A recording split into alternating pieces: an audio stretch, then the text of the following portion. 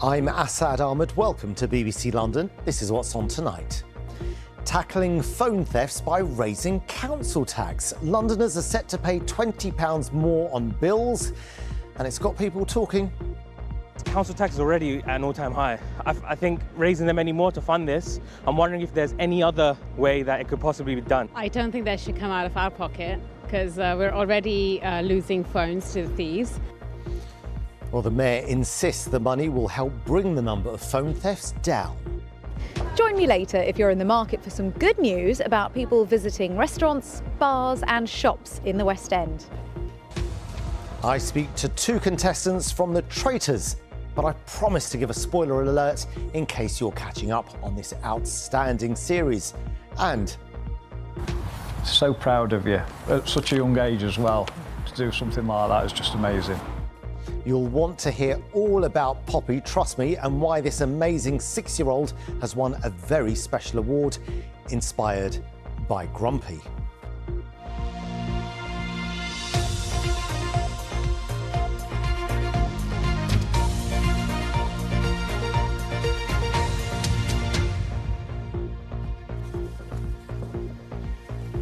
Very good evening. Londoners are being asked to start paying the price for the number of mobile phone thefts through their council tax. The Mayor of London wants to increase it to crack down on the more than 100 phones stolen every day. So how much will it cost? Well, an average London property will see a £20 increase, most going to the police, some of that will go to the fire service. And that's up by 4% on the amount City Hall gets. It is the lowest increase for 5 years. Well, looking into all of this is our political correspondent, Susanna Mendonça. Gangs on bikes stealing phones off unsuspecting victims. It's become an all too familiar sight on London's streets, and now the Mayor wants Londoners to pay more in council tax to help police to combat it. The sort of things we'll be asking the police to look into is specific teams targeting those parts of London where we know there is high phone thefts, concerns around watches being stolen and so forth. Use new technology, whether it's drones, how we can bear down on those that use e-bikes and e-scooters to steal people's mobile phones. So we're going to work with the police to use their expertise, but I'm quite clear this additional funding must go towards dealing with this sort of high volume crime. Under the proposals, Londoners in an average Band D property would pay an extra £20 in the next financial year for the Mayor's portion of the council tax.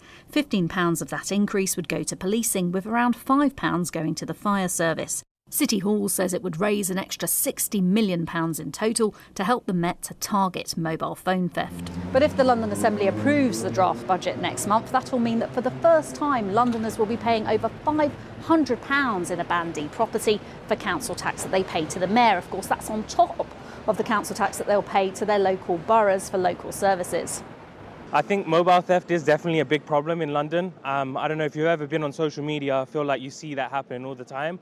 But the other side of that coin is council tax is already at an all-time high. I don't think that should come out of our pocket because we're already losing phones to the thieves, which puts additional pressure. So no, I don't think that we should be paying. City Hall Conservatives say they've long called for the Mayor to take action on phone thefts, but they say the amount Londoners are now expected to pay to the GLA for everything it funds, from policing to the fire service and public transport, is too high. So under Sadiq Khan, his share of the council tax has risen from £276 to £510. That's for a Band D property. So it's more or less doubled. And I think Londoners will wonder, are they getting double the service from the Mayor for double the money that they're paying for him? I don't think they are, and I don't think they will think that they are. And I think it is high time that the Mayor looks closely at the waste in City Hall. That's one thing that is being considered in this budget, as the Mayor plans to make £15 million of savings at City Hall, which it's expected could lead to job cuts there. He's also planning to put £100 million into providing free school meals in state primaries for a 4th year, and the budget allocates funding for the Development Corporation, which was set up to pedestrianise Oxford Street. A public consultation on those changes ends tonight. Susanna Mendonça, BBC London. And there'll be more on the Mayor's tax rise on this week's Politics London, where we'll also be debating housing costs and the state of our public loos. So do join me, Samantha Simmons, this Sunday at 10 a.m. on BBC One. See you then.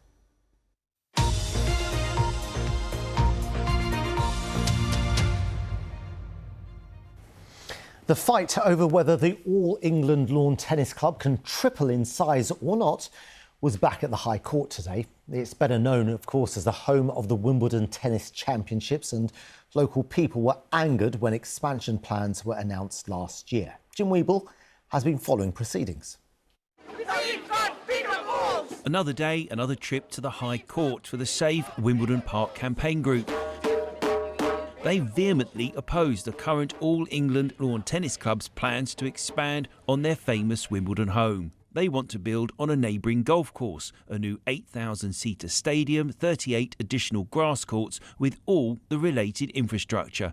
Campaigners say it's too much. They need to dig up the entirety of 73 acres in order to put in hundreds of thousands of tonnes of concrete. Each single tennis court requires 105 tonnes of concrete, and then there's gravel, smaller bits of gravel, loam, and the most minuscule amount of grass, which is heavily pesticised. Are you a NIMBY? I am definitely not an NIMBY. Why not? This is for the entirety of the country. I do live very close to the tennis courts, but I do think that this is an environmental issue. The latest court action is focused on whether the land is actually classed as a statutory trust, which preserves the land for public recreation. Determining this means analysing the small printed documents that date back over a century. A big question: to what extent were the public given access to this site during its long history as a private golf club? It's so important for the club and the championships that we maintain our position as the premier tennis event and sport event, in our view, in the world, by being able to have our qualifying on site and all the benefits that brings, not just to the championships but also the local community, because part of our plans are to develop a 27-acre park and give the public open access to an area that they've never had any access before. This legal action has potentially a far broader impact than just Wimbledon Park. Whatever way the judgment falls, it will have implications for green spaces across the country, either helping to preserve them or making it easier to develop them. This challenge will be heard for the next 6 days, and a decision will be given in around 2 or 3 months' time. But it's not the only legal challenge the campaigners have in the pipeline in this battle over green space in Wimbledon. Jim Wiebel, BBC London. Well, let's take a look at some other news making the headlines in and around London today. A man and a woman, both aged 90, have died in a house fire in North London. The London Fire Brigade was called to a semi-detached house in Barnet this morning. An investigation into the cause is underway. A meeting for residents of Godstone High Street, which has been shut for nearly a year because of a giant sinkhole, is taking place this evening. 30 families were evacuated from the street after sinkholes appeared. Engineers uncovered Victorian sand mining tunnels beneath the site. Now, in the run-up to Christmas, you may have found yourself amid crowds of people heading into central London for shopping or maybe to see the Christmas lights. If you did, you helped buck the trend for retail sales in the West End. Lakshmi is in central London tonight and can tell us more about it. Lakshmi. Asad, yes, what all these shops and restaurants and bars want is for more people to come into central London, into the West End. And there's been some good news on that, because starting in November, that month of Black Friday, of course, footfall in the West End was up compared to November the previous year, and it continued into December, with the first weekend having good news of a really busy time thanks to Car-Free Friday in Regent Street and live events in Oxford Street as well. And there's more good news, because there are new figures out from a group that covers part of the West End that includes Piccadilly and Leicester Square, and those figures show that the number of visitors increased by 19% last month compared to December 2024. And visitors were staying longer, an average of 42 minutes more than the same month the previous year. In fact, the footfall in December was the highest number of people visiting in December since December 2020. Let's speak now to the group behind those figures. That's the Heart of London Business Alliance. I have practiced so hard to get that right. And the Deputy Chief Executive, Mark Williams, is here. Mark, tell us why that increase? fantastic to get those numbers out. What they really demonstrate is the West End's national, international appeal that comes from the offer across the West End. You can have a full day, evening, weekend, week here. The fantastic experiences, the theatre, the casinos, the film, the restaurants, the bars, and also the shopping. So a really great ecosystem of different businesses for people to enjoy. And the experience is what draws people in. But footfall is only part of the story, isn't it? It is, and behind the scenes, footfall, you need high footfall, but the cost of doing business in the West End is astronomical.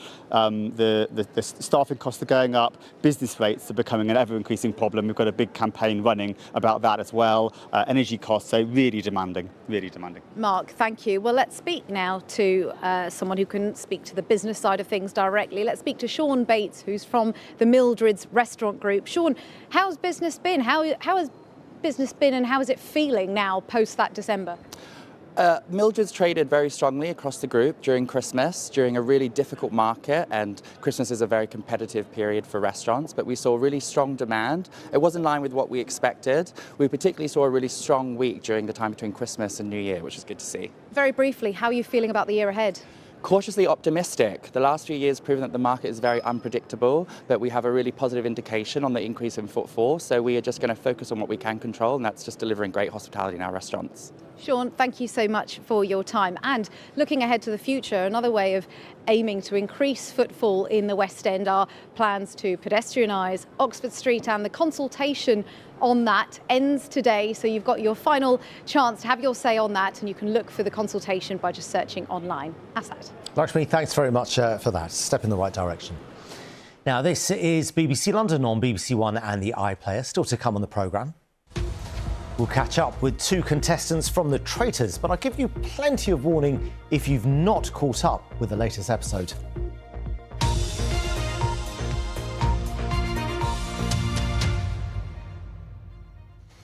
OK, turning to sport now, and you don't need to go far to keep up with all the latest action with our football teams this weekend. Nick Godwin brings us the rundown.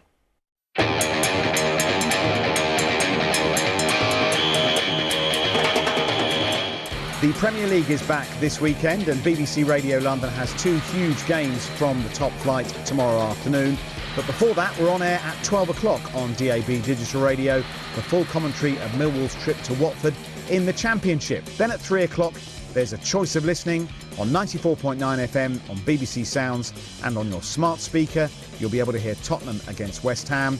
And on DAB Digital Radio, there's the whole of Crystal Palace's trip to Sunderland. Some great football to bring you this weekend. Do make sure you're listening from 12 o'clock tomorrow.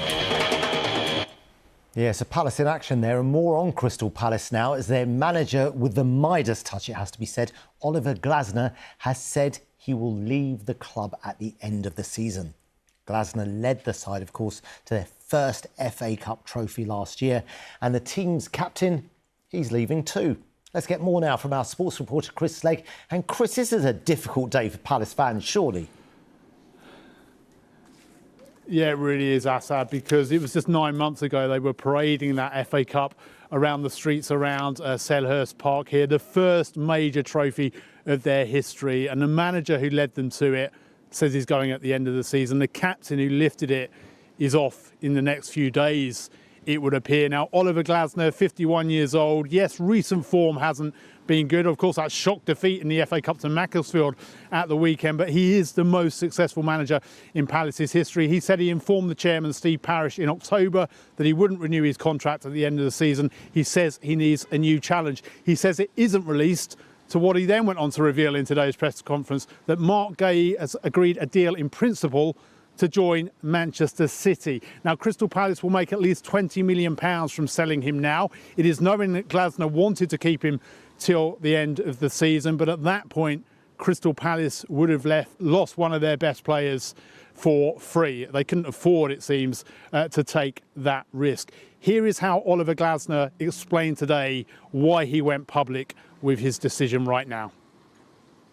Clarity is always the best, you know, if you don't know what's going on and you always have rumors, you're always thinking, is it this or that or what could be, just makes you insecure. And we need you know, and then with the negative runs of our results, we need positivity and not negativity, yeah? and therefore sometimes it's better to have and to move forward. Oliver Glasner also said leading scorer Jean-Philippe Mateta could be sold in this transfer window if the club gets the right offer. A lot to take in for Crystal Palace fans. I can speak to a lifelong Palace fan now, Javier Damatz. Javier, how are you feeling today?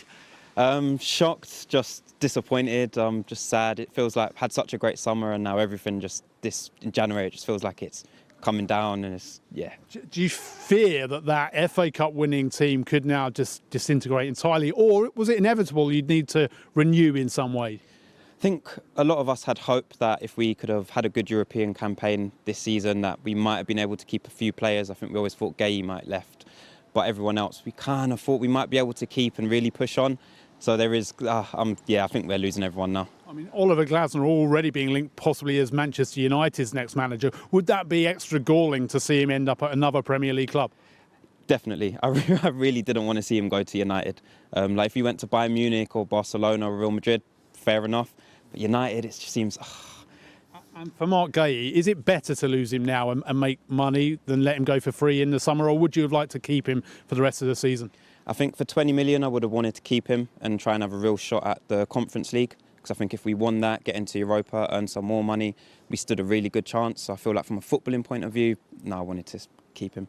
Javier, thanks for joining us on a difficult day for all Palace fans. As Nick Godwin mentioned, commentary of Sunderland against Crystal Palace. Mark Gay won't be involved, Oliver Glasner says. Live on BBC London Digital Radio tomorrow, kick-off 3 o'clock. Assad. Yeah, thanks very much for that, Chris. Lots of anxious Palace fans tonight, I can imagine. Many thanks.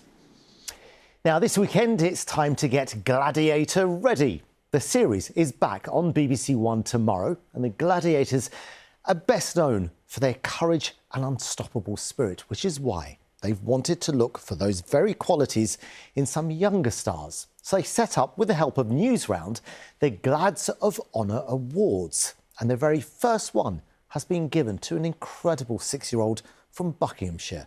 Wendy's going to speak to her in a moment. But first, here's Diamond.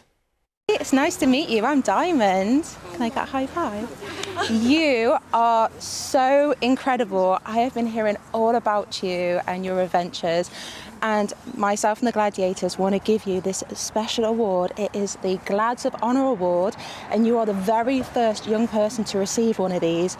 Are you proud? Oh, definitely. So proud of you. At such a young age as well. To do something like that is just amazing. Well, I'm very pleased to say that in the BBC Live Lounge, Poppy is here, Mum Laura is here, and Slinky. Slinky's here right by the trophy that we got. Can I just confirm, Poppy, that you are just 6 years old? You are 6 years old. And how many miles did you walk last year in total? 400. 400 miles. That's incredible. Do you ever get tired legs? Sometimes. You do sometimes? And what do you do when you get tired legs? Keep walking. Just keep walking. That's amazing. And who comes with you on these walks that you've been doing? Molly. Molly the dog? Yeah? Mummy and Daddy. Mummy and Daddy, and always Slinky, the space worm, we think. We're not sure. Tell me, why did you decide to do all this walking? Because Grandad has dementia. Grandad has dementia. And what is the special name that you give Grandad? What do you call him? Grumps. You call him Grumps. So he has dementia, Laura. Yes. And I know that really came as quite a shock to the family, didn't it? It did, yeah. We'd noticed some character changes over a couple of years, and I know my mum had tried really hard to push to get him a diagnosis. And then eventually, after probably about 1.5, 2 years, he finally got a diagnosis to say that he'd got early onset dementia, which was a relief and a shock in the same breath, because at least we knew that that's what he could now be treated for. Yeah. And this has been to raise money for a charity, hasn't it? Yes. All of Molly's Walking, which is Poppy's the charity. Walking. Yeah, it's so Molly's Walking Molly, as well. Molly, but Molly walked. And Poppy. Molly's the main character, not you. So Dementia UK is who she's raised the money for. Yeah. Because the Admiral nurses have been really good with their support to my mum and my dad throughout his diagnosis in the last year. Yeah. And how much have you raised so far? Do you know how much you've raised? Over £600,000.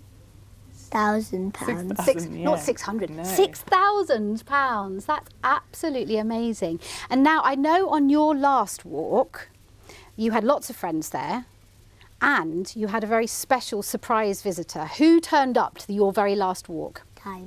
Diamond, the gladiator. How surprised were you to see her there? How did you feel when you saw her there? Good. You felt good? It was exciting. And you were the first person to get one of these trophies. Where do you keep the trophy in your house? On my shelf. On your shelf.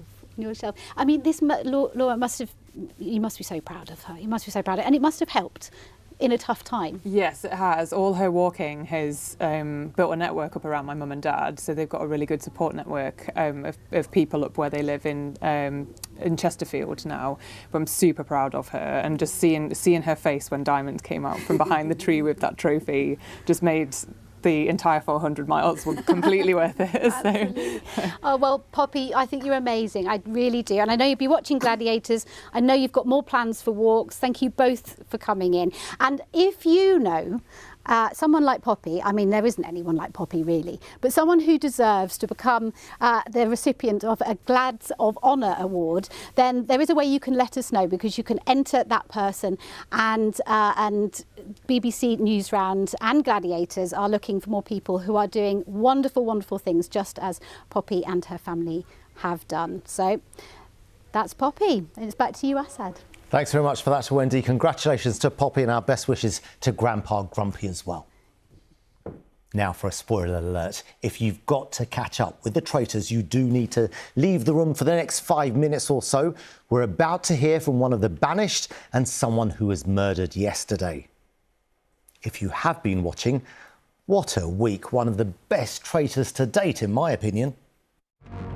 Sam, you have received the most votes. You are banished from the castle. Please reveal, are you a faithful or are you a traitor? I have always been a faithful. Sam, you were banished yesterday, which caught a lot of people out by surprise, I think. Although you were marked as a marked man for the first few episodes, you kind of started to go under the radar. Did it surprise you? It didn't surprise me. I think from the word go, my game plan was go in, be military medium, offer some opinions, but stay quite reserved. And what did I do? I was the first to speak at the first round table. So I even surprised myself there, and I think I just set myself up for a bumpy road. And I'm glad I lasted as long as I did, but it wasn't a surprise that I felt the walls closing in. It's Adam. It's Adam. Adam's gone. Stop it, stop it. Oh, guys. By the order of the Traitors, you have been murdered. Signed, the Traitors. Adam, to be murdered in the way that you were, it seemed pot luck more than anything which went against you, that they managed to get somebody who didn't have a shield. Yeah, it's a shame, I know, but listen, it's the game. I'm not unhappy about it. I'm quite happy that I had to go home, actually, that I've got to go home, because I was missing my missus and my family a lot, so... But I love the game, I love the experience, it was brilliant, and I'll do it all again within a heartbeat. Now, I know you're both fans of Traitors even before you went on it. Are you surprised by the popularity? I think it's just having a complete mix of group of people that everyone can relate to in some way. Mm-hmm. So you can almost picture yourself there in the castle playing. And I think especially this series, when we introduced the secret traitor, which... By the way, we didn't find out until we watched the first episode. So we found out as a nation together. Yeah. So you had the first 4 episodes of playing together as a nation. So maybe that captivated a load more people to come in and try and find the traitors themselves.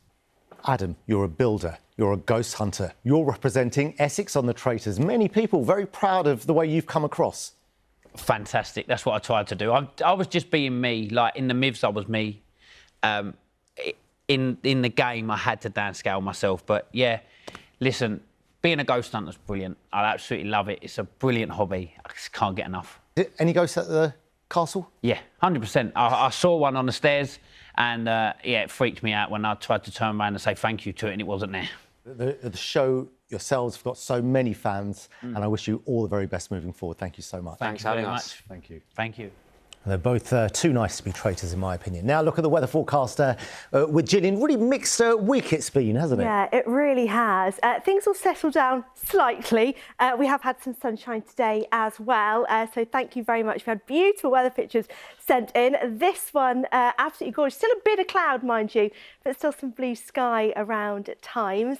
Now, as we head into the rest of the day, we're going to start to see this cloud building in this evening. We did start to see it earlier on this afternoon, so it does mean it will turn a little bit overcast tonight. There are going to be some outbreaks of rain pushing up from the south, so not totally dry. There will be some rain around. You can see that rain being pushed up from the south here, so we are really going to see those showers push in for a time tonight. Not everyone is going to see them, but there will be some bits and pieces as we head into Saturday morning. So let's just have a look at this evening then and tonight. Quite a bit of cloud starts to roll in. Some of those showers that we see might be a little bit heavy in some spots, but again, you can see it does dry up for some of us. A little bit of clear sky, 6 or 7 degrees. Light winds as well. So a lot of cloud around to start the day tomorrow morning. Some bits and pieces of rain, a little bit showery. They should be fairly isolated, and you'll see they clear away. So by the afternoon, better spells of sunshine between 9 and 11 degrees. Quite mild with those temperatures for the time of year. And through Saturday evening,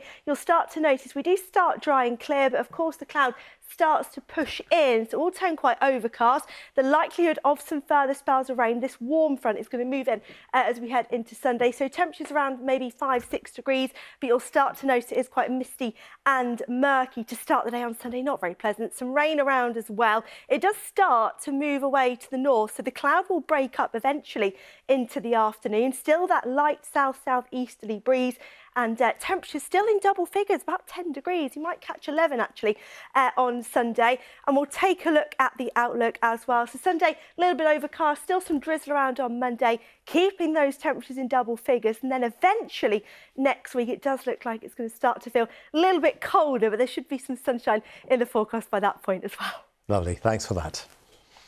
OK, that's it for now. You are a little over 60 minutes away from the next episode of The Traitors. But up next is Londoner Michael McIntyre on The One Show. So stay where you are. I'll be back with the weekend news. Alison is back at 10:30. From all of us here on the BBC London team, have a good evening.